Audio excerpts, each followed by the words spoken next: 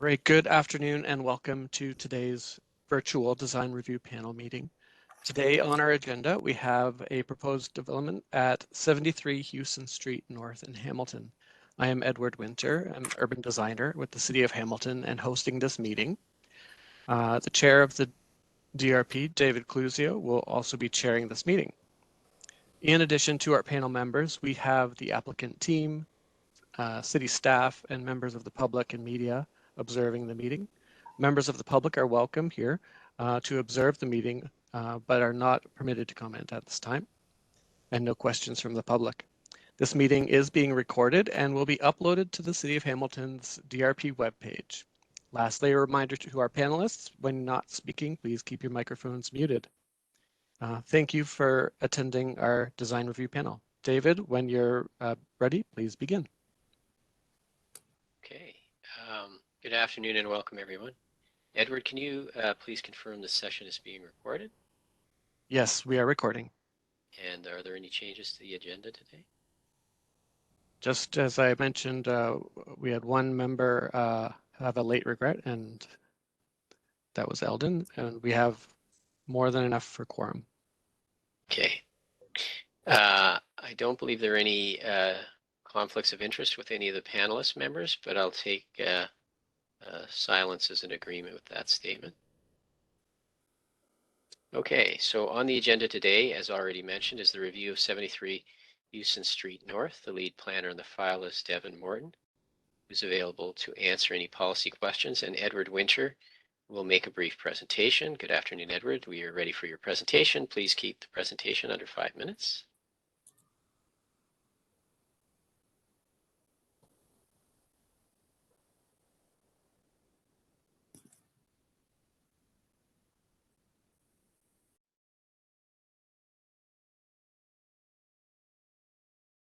So today we're looking at 73 Hughson Street North. The subject lands are one street east of James Street North. This is our prime downtown retail street, and one south of Wilson Boulevard. The proposed is a 31-story mixed-use development with a 4-story podium containing 412 square meters of commercial ground floor, gross floor area on the ground floor, and 380 residential units with support from 176 parking spaces and rooftop amenity area.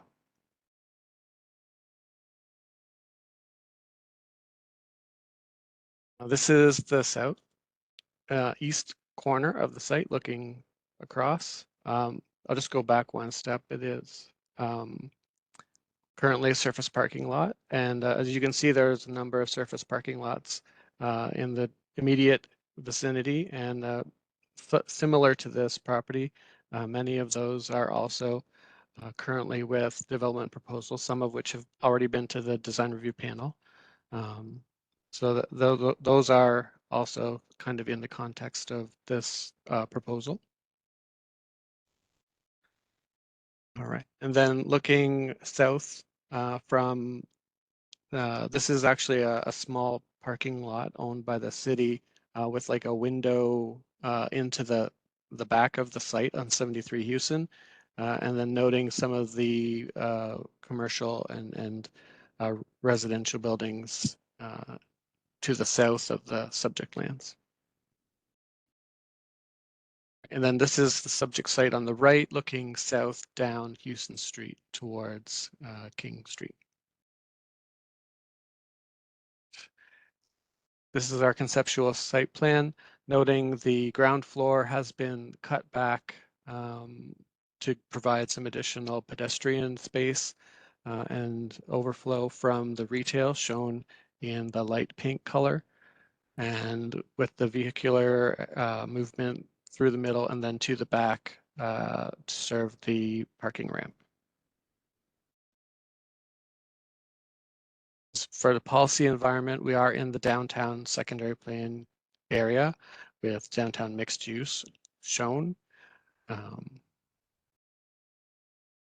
As mentioned, this is where we're looking for development. So there's many policies respecting appropriate use and height and other functions that have been addressed in this development. And I think a few will be topic of discussion today, possibly height. And yeah, those are not new to the development in this area. So I think we're all comfortable with those. And yes, noting that we're shown as high-rise 2. And then for our specific questions that we've posed to the panel today is the proposed common amenity space large enough to serve the number of residents, given the 3 lower roof terraces are shown as private? And could additional space be created at the 2nd floor level? Secondly, how does the connection to the open corner in the northwest serve to provide a pedestrian linkage through the site? And could it be developed further to ensure safety and larger benefit to the site plan and pedestrian experience along Hughson Street? And lastly, does the covered or recessed area at ground level support the Hughson Street North pedestrian realm? That concludes the staff presentation. I'll stop sharing.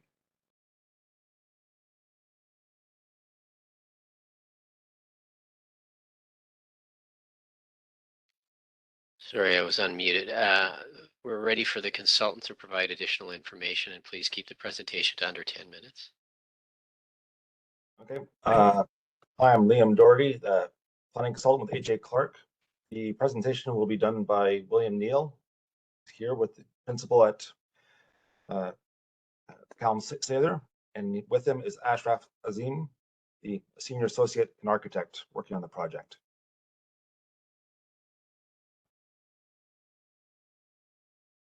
Thank you. We're just going to pull up our file to share right here.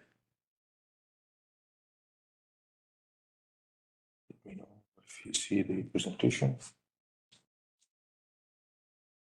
Yeah. Not sure yet. No. Sorry, just figuring out the share function. See, is it?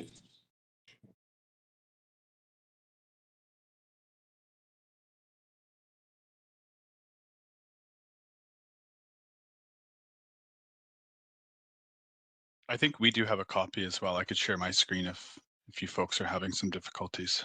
Sorry, yeah, it's not letting us share here. Let me see if I can.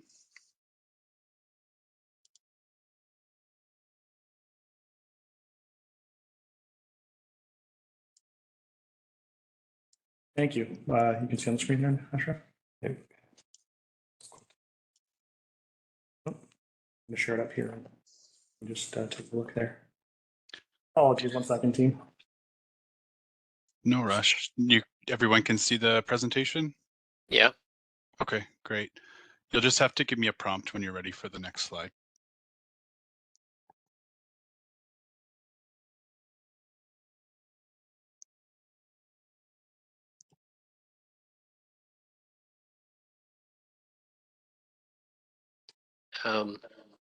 We can see the presentation. You can start explaining Thank you. yourself if you're ready. We'll proceed.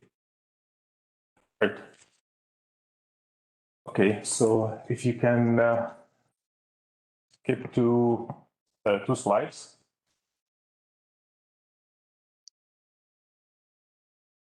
Yeah. So our proposal is on the property 73 Hughson Street North, marked in light green on the map.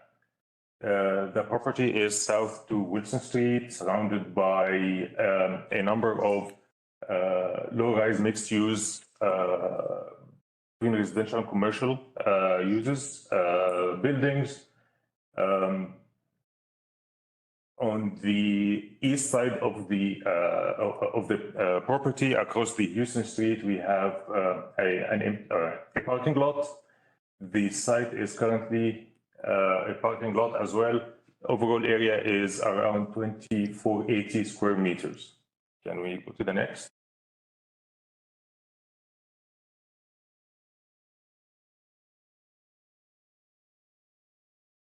Here we can have,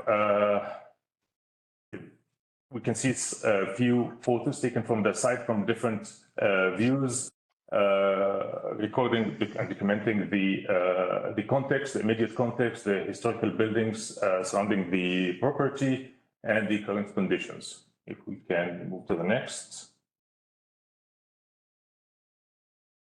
Currently, the site is designated as downtown mixed use, high-rise 2, with a maximum height of 94.7 meters above sea level.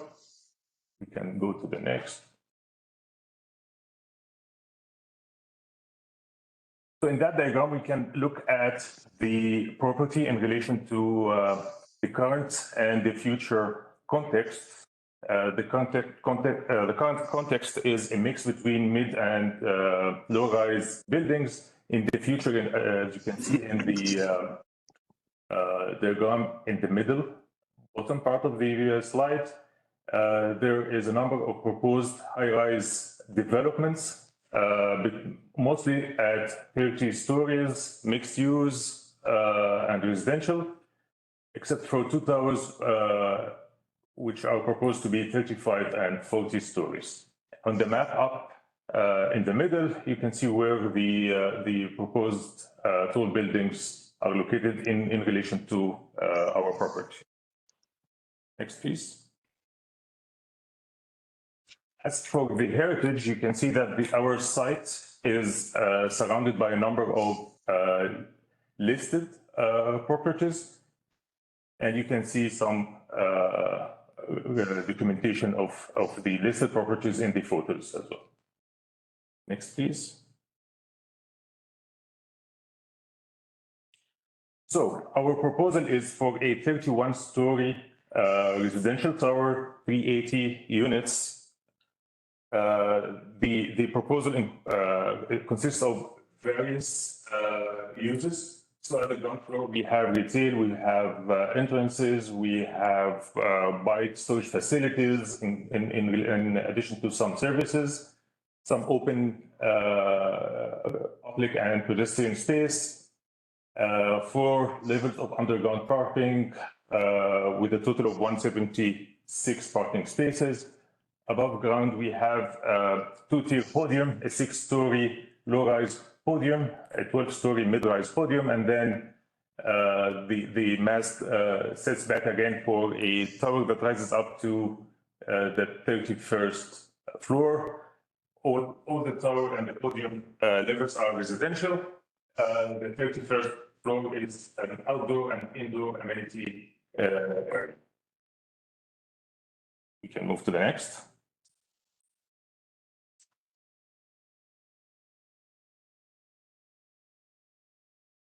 So these diagrams illustrate how the massing, the overall form of the development evolved.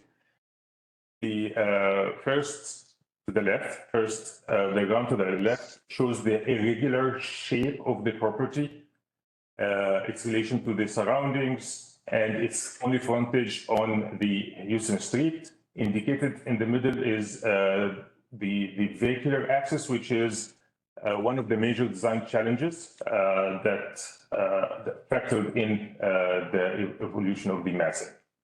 The diagram in the middle shows the as-of-right heights and setbacks of the development, and to the right is the architectural vision and the proposed overall form of the building, which has been bulked down to a 2-tier stepping up podium that's set back further to form the 30-story squarish tower that goes up to the 31st floor. We can move to the next, please.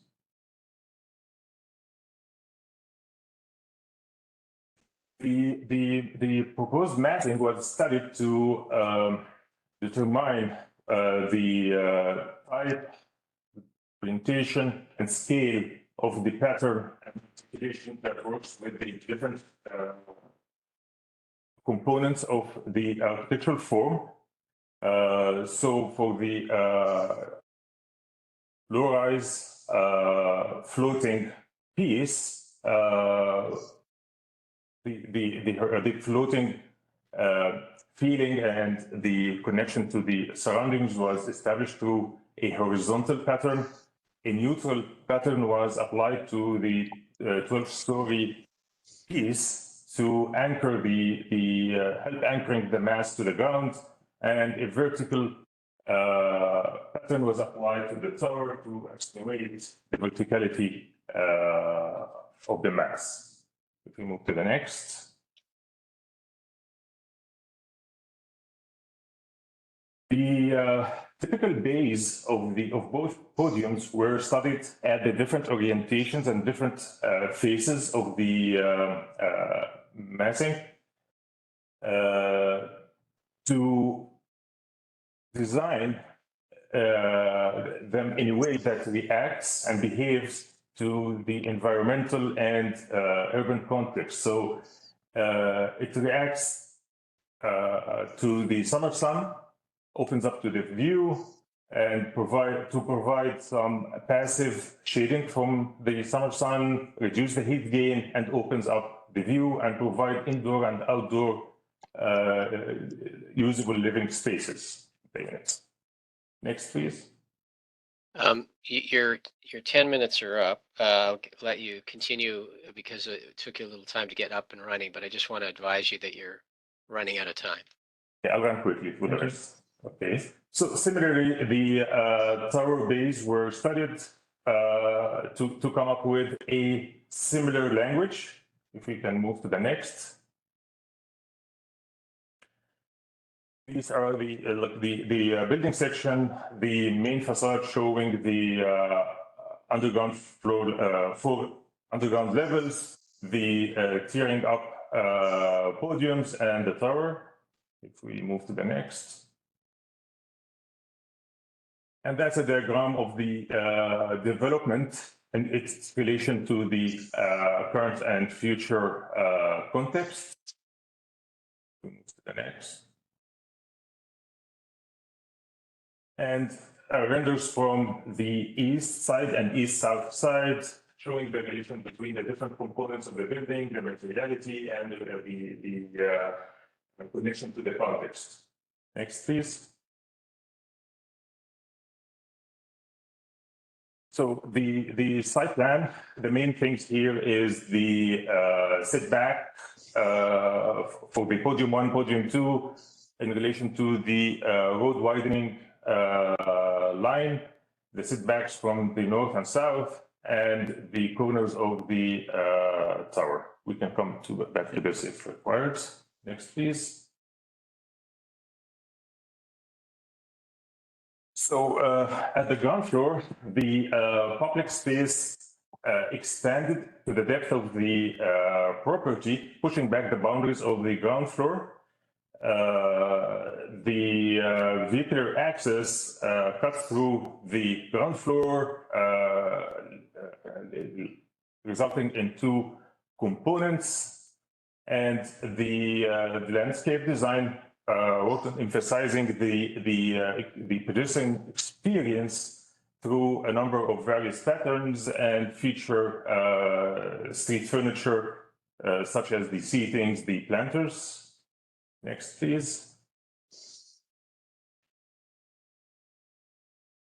A sketchy diagram showing how the public space expands into the site, the visual relations to the existing heritage buildings, and the courtyard in the depth of the property that connects the pedestrian to the west side of the development. Next, please.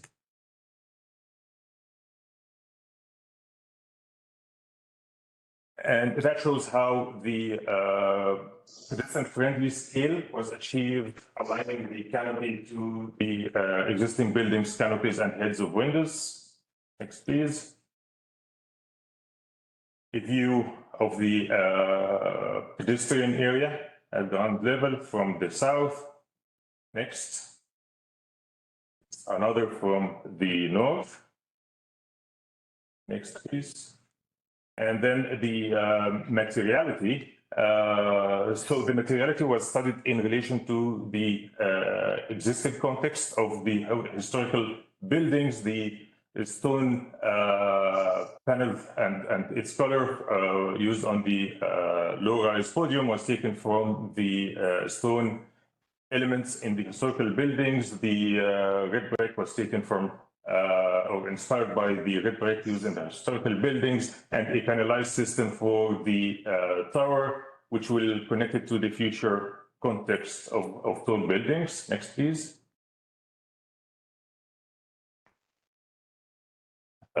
In conclusion, between this slide and the other, it's the conclusion that came from the studies and the reports, the urban design report, the sun shadow, and the wind and the cultural heritage impact assessment, which mostly came in favor of the proposal. Next.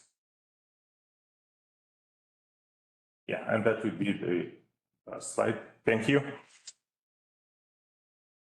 Okay, thank you very much for your presentation. At this time, I'd like to turn over to the panel members for questioning. And the first one is Joey, if you have any questions. Yeah, thanks, David. I just have one question, and it refers back to the key questions that were asked of us, and specifically the common amenity space. Could you speak a little bit to where the common amenity space is? I understand that the lower roof terraces are private, so which portions are common to residents? Yeah, so the whole roof area is the primary amenity space. And you can see in going up the tower, the kind of exoskeleton type form that carries all the way up and forms a pretty significant part of the connection from ground all the way up into celebrating that amenity space. So that's the component that's been given to the. Okay, so the rooftop of the tower is full amenity space? Correct. Outdoor and indoor? That's right. It's a combination of exterior and interior. Okay, is there a certain area you had to achieve, a minimum? And it's not been achieved?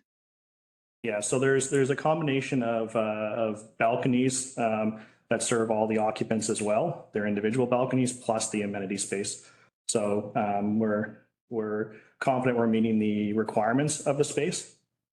Is that private plus public? Is that like a combination of private to the specific tenants or residents? Yes. And then Yes. public meaning so, okay, so that's great, but for the common amenity space for all residents, is there a minimum that needed to be achieved? And does the project achieve that? I think we have that on the stats sheet. You can go back if you take a look. And maybe this is something that Edward would know. Or Devin. Yeah, I was just going to say, I can comment a little bit. If you're under 05200, then there would be an amenity space requirement if you're looking for a zoning by regulation.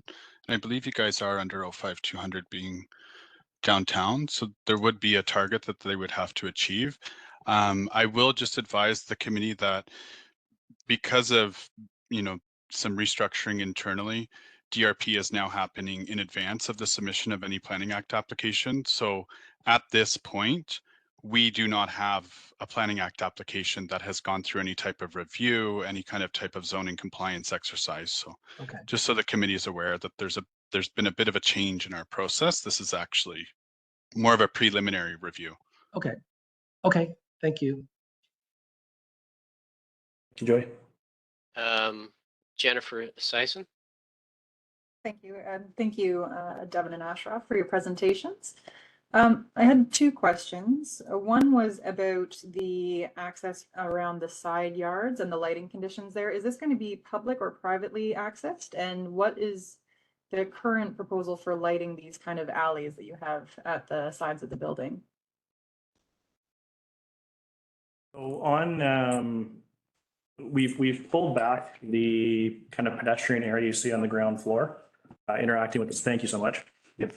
to invite that in. What we've looked at is on the sides. I mean, there is already an alley there. So this was looked at by providing a lot more glazing porosity within that to make sure that we're maintaining a strong kind of level of security and make sure that pedestrian experience is open for view. But that's how we started addressing now through a lot of the lighting, but also pushing that whole facade back to make it inviting in those spaces. Okay, I think I saw from the renderings the north retail was glazed. Is that the intent for the kind of southern retail unit as well?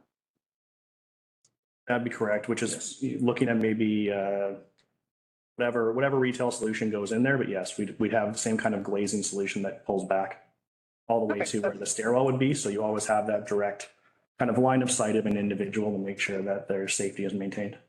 Right, that's interesting. And so then I assume the access is public. That would be correct, yes. Thank you. That's all my questions. It's not Eldon, it's Dana. Thank you, everyone. My one question is actually for Devin, just a follow-up question. So you mean that this application hasn't been deemed complete and this is still kind of in the pre-application phase? Is that how UDRP is going to function, I guess, moving forward? Just for some clarity around that. Thanks. Sorry, I couldn't figure out how to unmute myself with my screen shared there. Yes, so in response to Bill 23, we've made some internal changes as it relates to the DRP process, and this is now something that's required prior to submission. Okay, thank you. That's everything from me. Okay, Jennifer Mallard. Thanks, everyone. A couple questions. First one, probably for the city. Has the adjacent or nearby 40-story tower been approved? And if we're going to be talking about height, it would be good to know what has been approved nearby. Thanks, Jennifer. I can speak to that. Do you have a file number, the address that you're referring to? There's quite a few proposals downtown. There was a slide in the slide deck that had all the adjacent properties. Yeah, that 108 James Street North. That's the 40-story one. So that's the I think the highest one out of the summary of those buildings that was on that slide deck. 108 James Street North. I can look into that while we move on to another question. Okay. Yeah. Sure.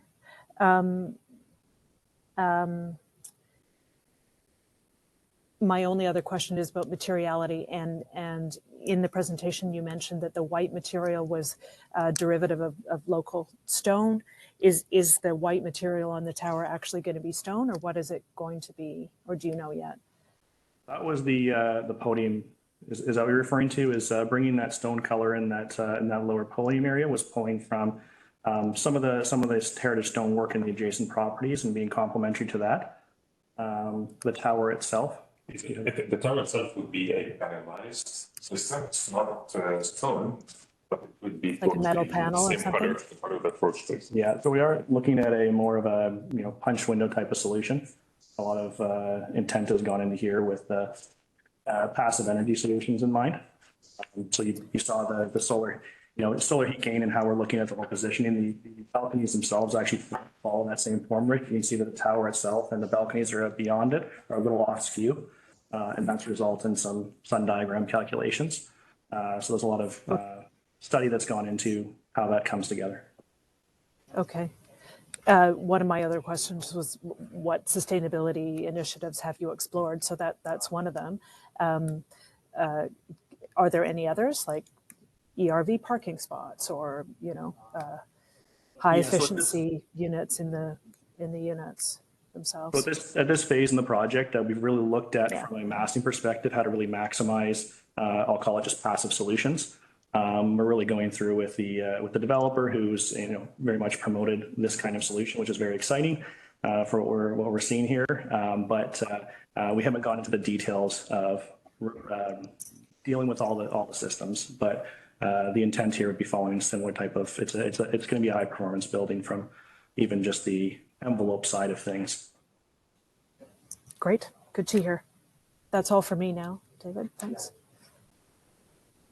I guess I just have one question. On the wind tunnel study, it seemed to reveal some challenges with that outdoor amenity space on the tower top. Was that study done to reflect the design as it stands now with the sort of fin construction that's up there, or are the fins some design element that's helping to mitigate that issue?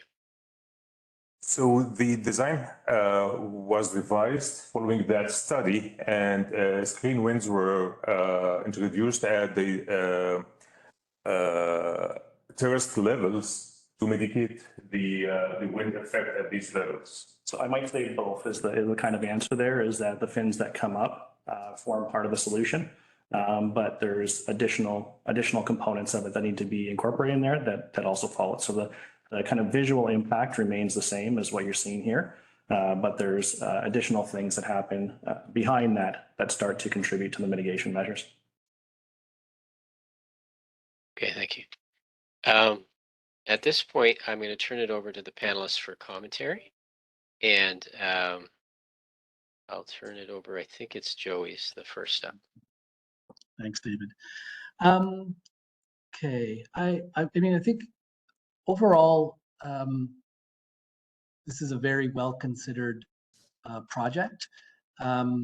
Formally, there's clearly real consideration for what's happening in the immediate context and also in the surrounding context. I think it helps that this architect also acted as heritage consultant and was able to kind of consider this project in a more connected way through a heritage lens.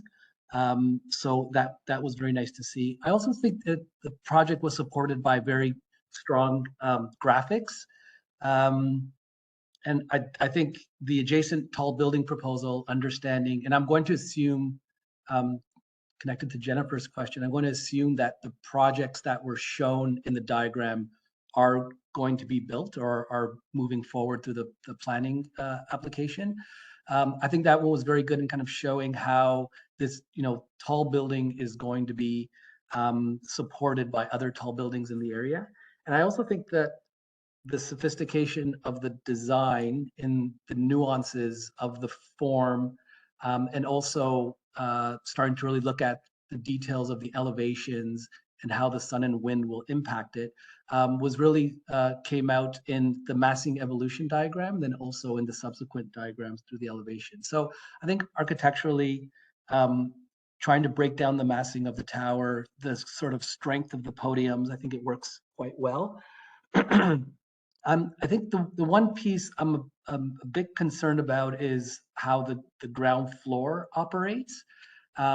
It's very high from grade, and it's also very recessed, and it doesn't really support the characteristics of the adjacent public realm. So if you look at the heritage buildings, the walls are right up against the sidewalk, and then and people can engage with the program and with the interior of the building immediately. With this proposal, the colonnade sets the main glass piece pretty far back. We can assume that potentially there could be programming within the colonnade, but maybe not. So wondering if maybe there's an opportunity to have the ground floor less recessed and more to forward to the sidewalk. I also think that it's very high, and I understand that that's in order to get trucks through. And maybe there's an opportunity to reconsider where the driveway sits, that rather it sit in the middle of the footprint, that it sits off to a side, allowing for that height to come down a little bit to align better with the existing heritage buildings. And also to kind of maintain a continuous pedestrian realm. Finally, just going back to my question about the proposed common amenity space, I'm sure the details of this will be sorted out as the project continues through planning. But if there isn't enough common amenity space for the residents, that is provided as the project develops. Thank you. Jennifer Sison. Thank you. So I echo Joey a little bit here, and I agree with pretty much everything he said. And I was really pleased to see the level of detail that you put together in this package. It's nice to see the full studies and the design drawings that were included for our review. I agree with Joey on the depth of the covered plaza area, though I think the height does have a benefit of allowing more natural light into the area. My main concern is really with the edge conditions. With the existing buildings and the alleyway that you have on the north end, obviously safety and septed are concerns. I think your approach with the glazing is going to help improve those sight lines, but lighting and access kind of beyond those areas where you have visibility through the retail areas is going to need some further consideration. I do also have some concern with just half of the frontage is retail, with the greater half being dedicated to the lobby and the vehicular access. I think the covered pedestrian area you've shown is a really interesting approach, and I appreciate that visibility that it adds kind of to the side yards, and that it also gives that retail area on the north end kind of more of an internal frontage. But I think that the access road creates a bit of a barrier, and it's a potential pedestrian and vehicular conflict as well. The design for this area should really be prioritizing the pedestrian if it moves forward this way and encouraging drivers to slow down. You could consider narrowing that vehicular access or moving it, as Joey suggested, making sure that it's brightly lit to avoid any septed concerns, and clearly showing that pedestrian priority through things like continuous paving materials and putting things in like bollards and plantards to delineate that area for vehicles is something you could consider. For the rear amenity space, the area that currently is being used for what I think is visitor parking on the surface would really be better used as additional amenity space, either pushing those visitor parking spaces underground and maybe reducing the number of spaces overall to get that additional space. And I'd also encourage you to continue that pedestrian priority and carry it through into the back so that this amenity space benefits not only the residents, but also the public realm. I do appreciate the inclusion of the public art that was shown in the landscape plan here as a view terminus and an attractor to this spot.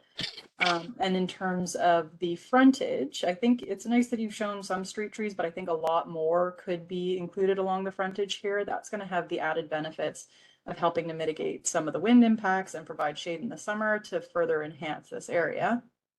In terms of the building, I'm not sure if the current design justifies the extra height and exceeding the escarpment, but I'll let my colleagues get into more detail on that.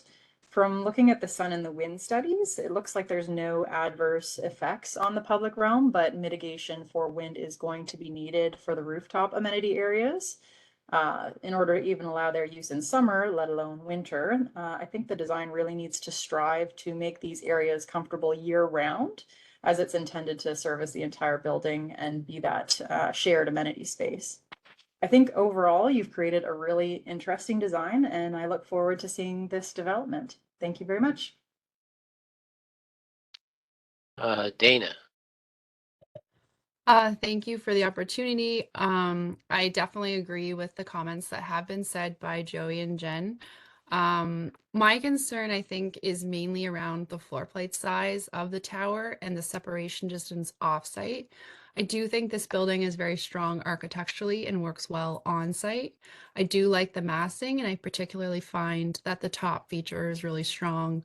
It really will contribute to the sky view of this area and the skyline, and this is a very changing area. That being said, we need to make sure that there's opportunity for other tall buildings off-site to be able to locate, to be able to develop as this area changes. And so ensuring that you have proper tower separation as well as the top proper floor plate size is important. So right now I think your floor plate's a little bit on the bigger side, so it's around 800 square meters. And one of the side setbacks was, I think, between 8 and 10. So it's a little bit short of what you're required in the tall building guidelines. And the tower is a little bit larger.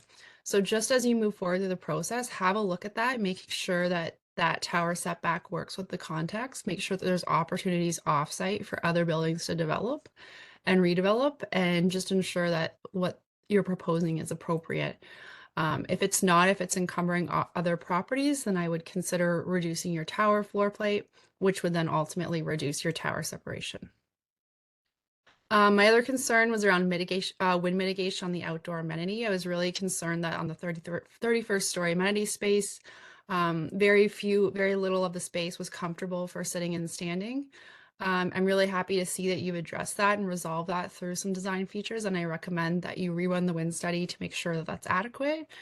If you don't end up with a whole lot of area that's comfortable for sitting and standing, and I would say like the majority of the outdoor area, then my recommendation would be to consider alternative or additional amenity areas, particularly on the second floor podium, to make up for that space that's maybe not usable year round, or that doesn't have like extremely high quality amenity space or may need to be enclosed. So ensuring that you provide outdoor space, maybe it's looking at opportunities on the other podiums as well. And I agree with Jen as well on the parking. I would say put it all below grade and try to better enhance the tree plantings along Hughson Street. That's all for me. Thank you. Jennifer Mallard. Thanks. I agree with all of the comments that have been stated already, and there's been some great, very detailed comments that I support, and I appreciate the detail that the rest of the panel has provided already. So I'm going to add just a couple more details. I completely agree that this is a really strong design. I think it's a consistent treatment of envelope and texture and style. It's like confidently, strongly modern, and I really appreciate that. So I think carrying that through in the details will make it even more successful, you know, managing those chamfered corners, and then the railing detail. How does that fit in that gentle chamfer of the balcony recess? And I'm sure you'll get there, but I look forward to how that's going to be resolved. I find the ground plane interesting where it's set back. I think it's key that it has to be lighted properly, so that one, it's visually welcoming for pedestrians to get through to the entry, but also safe. I am worried about the little alleyways that are at the sides, and I realize you need them for exiting, that you can't build the building right to the lot lines, but they do provide spaces for nefarious activity. And even though there's glazing on both sides of the retail units there, if there's stuff in the store that impedes a view through, then it won't be an uninterrupted view through. And retail units will not be open at night. So I think safety is an issue.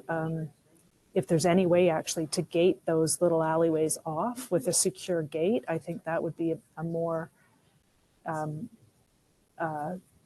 secure approach for the general public.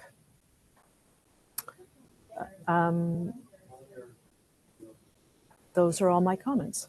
Thank you. Thank you, Jennifer. I agree with Jennifer. I think a lot of what's been said is I'm in agreement with. Certainly, I feel that the scheme is a strong one, very nicely massed, really sophisticated, facade depth and treatment there. Interesting material investigation already at this, I understand, preliminary submission stage. And so I think it's really a question of refinement. I think we've provided a lot of the group here has provided a lot of commentary, which I agree with.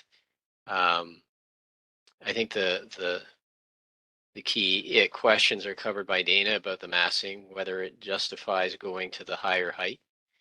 I'm not sure that while the project itself is quite nicely developed, whether it's giving back to the city a justification for kind of breaking that overall height rule.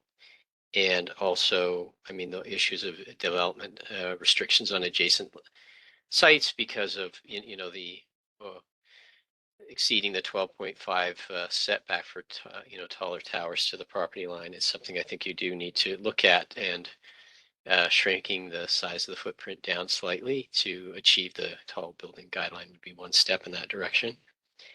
Certainly the edge conditions that have been talked about by many people, I think, are something that are worth re-investigating and deciding whether that's the how to address that concern. And I also agree that the ground level strategy of setting sort of this grand arcade, all this kind of sculptural approach is pretty intriguing. But I do share the concerns with the depth and wonder whether you can achieve that with and actually increase the size of your retail and your lobby, maybe not quite as grand, not as deep, allow a little bit more light, and get closer to the existing you know, street line a little bit. Not such a dramatic depth change there, particularly in the south side with the other building right up to the property line there. There's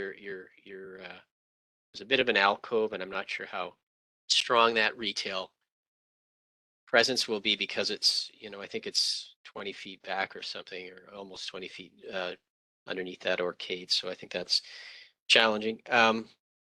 I understand the how you've solved your, you know, your loading and your access to the underground parking, but it is interesting to look at how much of the ground floor plane outside of the building footprint is devoted to vehicle circulation. It would be interesting to. I know there is that lane to the north. Is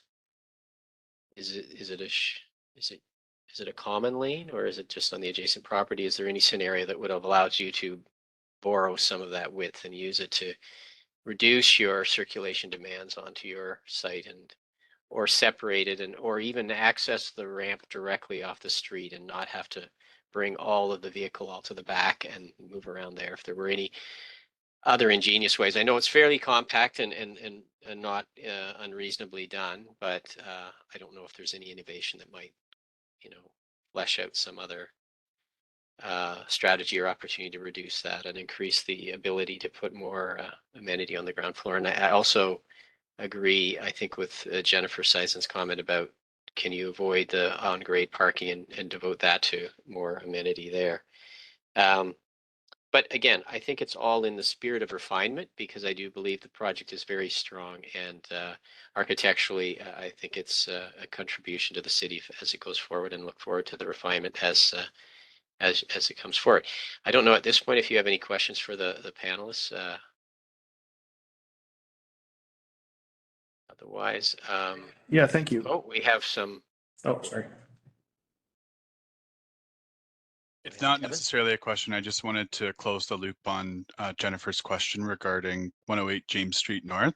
So that that file was subject to a formal consultation just recently. That was completed on May 17th, 2023, and the applicant was provided with their formal consultation document on June 28th, 2023. So just about 2 weeks ago. We are not in receipt of any formal Planning Act application at this time. So it's an imaginary 40 stories at this moment. Yeah, all they've essentially completed at this point is the formal consultation. There has been no submission of a Planning Act application. Thank you. Anyway, somebody else was about to speak. Sorry, I just wanted to thank everyone for the comments and feedback on that. And I do hear a lot of it that is related to exactly what we would expect at this stage with the refinement piece. Just to share some context with the ground floor component of it, is we've seen a lot of opportunity and a lot of celebration for more pedestrian, whether it's eating spaces on the exterior. We've seen these patios come in, and a lot of the spaces that haven't planned for them push out into the street.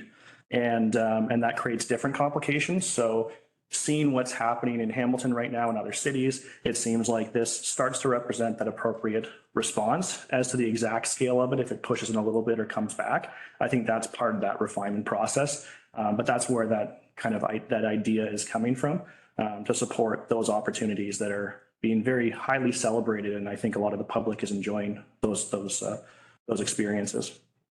With respect to some of the height elements, I think you'll see here that it is a very unique solution for how we're bringing up, I mentioned kind of an exterior exoskeleton, but a form that comes up and starts to create the cap of the building. I wouldn't say you see that. I don't know if there's any other projects in Hamilton that are exploring that solution there, which I think starts to create a very complete solution for how the whole building gets resolved.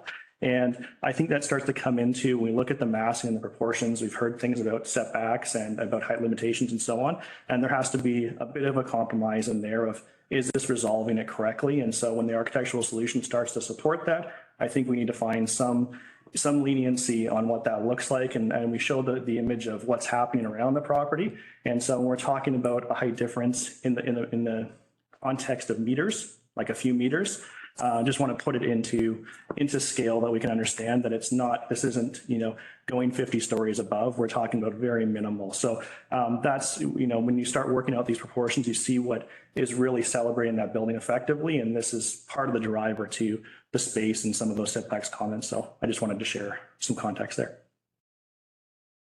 Thank you, William. Thanks. Can I, Joey? only because we have a few minutes left, can I weigh in on William's earlier comment about pulling back a little bit and creating amenity for the retail space? I agree with that. I think that's a great idea. It's also, in this context, a bit of a risk. And I'll reference you to King William Street. That street, which is flooded with patios, has the support of all the neighboring buildings right down the block, right? And that's why it's successful.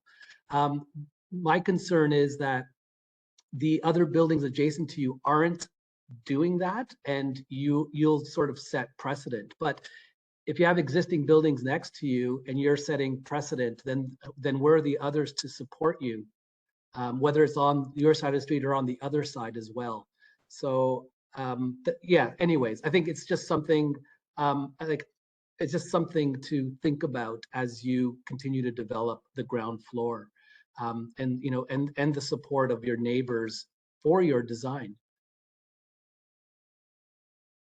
your existing neighbors.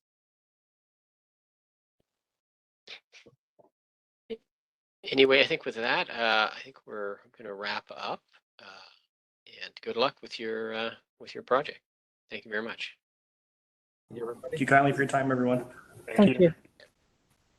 Thank you, everyone. The panel will reconvene at 2:45 with the next presentation. Thank you. Thank you. Thanks.